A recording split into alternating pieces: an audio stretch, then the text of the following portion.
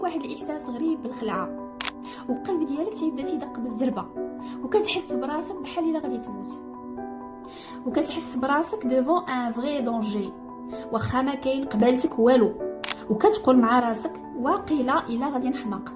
شنو كيوقع في هذه الحاله؟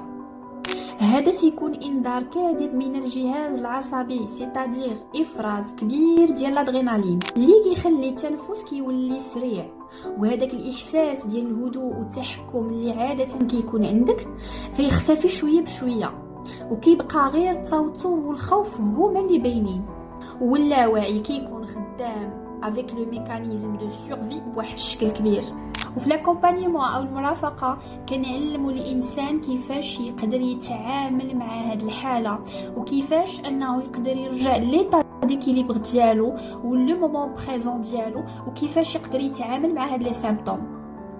وإلا كنتي كتعاني من نوبات الهلع، بدا بتوجيه التركيز ديالك على الحاضر.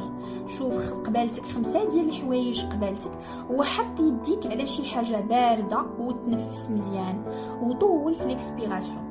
وإلا كانوا عندك دي كيسيون كتب ليا في لي كومونتير.